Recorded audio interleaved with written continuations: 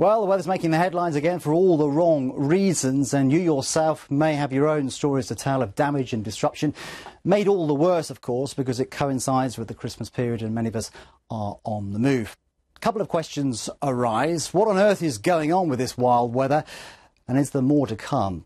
Well, the cause of it extends back in North America last weekend. We had a very tight thermal gradient, as we call it. That means warm air coming up from the south, sending temperatures up to 21 degrees in New York. Cold air coming down from the Arctic, -7 in Montreal. So a tight thermal gradient. And what that means in the atmosphere is that we tend to generate a very strong jet stream. The jet stream is a river of air way up in the atmosphere, around 6 or 7 miles up there. And the stronger the jet stream, the more volatile the weather is. And this jet stream was particularly strong because of that tight thermal gradient. And along the track of that jet, we tend to get air scooped up into a vortex with the air rushing into a vacuum, essentially generating a deep area of low pressure with strong winds and heavy rain being sucked into its centre. So on Monday night and on into Tuesday morning, we saw this explosive cyclogenesis, as we call it, with that very wet and very windy weather spiralling into the low pressure, and it's been whistling up towards the north of Scotland during the course of Christmas Eve.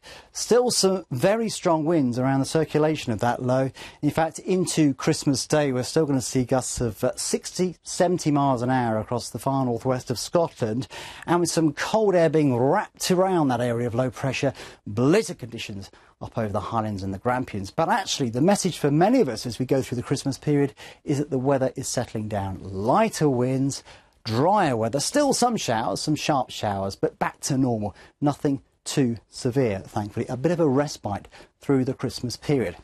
However, I'm bound to say that the jet stream is going to strengthen again, and it does look as if as we head towards the end of the week, we're going to see another explosive cyclogenesis event. And that does mean the potential for another deep area of low pressure to send wet and windy weather across the UK once more.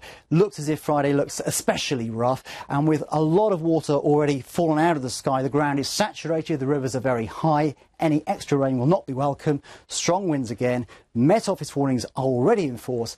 We here at the Weather Centre will be keeping a very close eye on it indeed.